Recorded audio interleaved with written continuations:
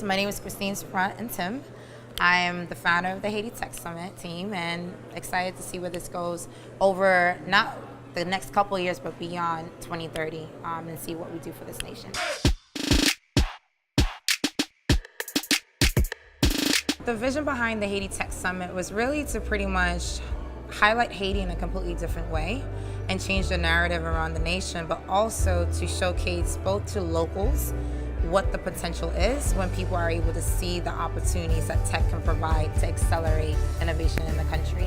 I think a lot of times we as Haitians, both locally and abroad, look at what's happening in the tech space as if it's just like a motion picture movie and don't see ourselves in that narrative as to how can we replicate what we see around the world here, also innovate here to influence what's happening globally. And I wanted to bring that conversation to Haiti, and I'm happy I did. So when I'm not working on the Haiti Tech Summit, I do a lot of activities, as my Facebook feed could show. Definitely constantly traveling, either for business or for pleasure. Just last week we're at London, Stonehenge, like visiting a lot of historical sites. My husband and my family and I, we like to go to different parks, have fun, and of course binge watching on shows. We watch a lot of shows as well.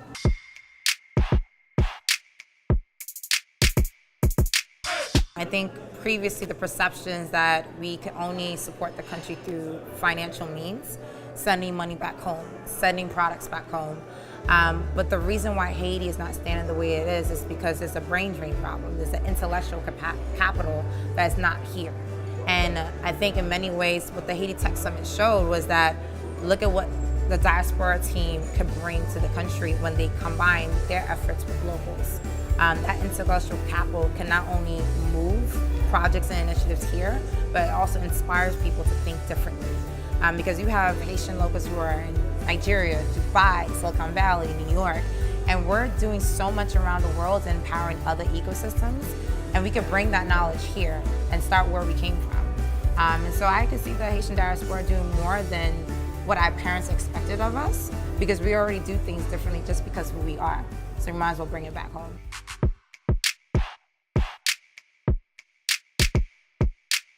I think Remember the Name.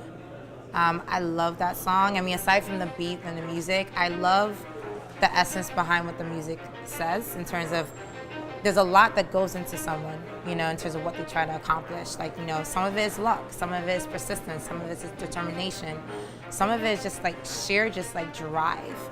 But no matter what combination someone takes, to accomplish anything in life, you're always going to remember who they are and what they did and what legacy they leave behind. And so I think that would be my theme song, Remember the Name.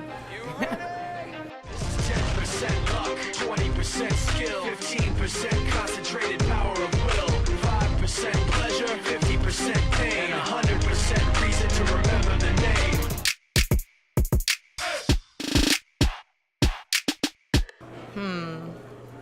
I feel like I have a lot of guilty pleasures, but I think my favorite is just food. Mainly, I know I'm not supposed to, but I love red velvet cake.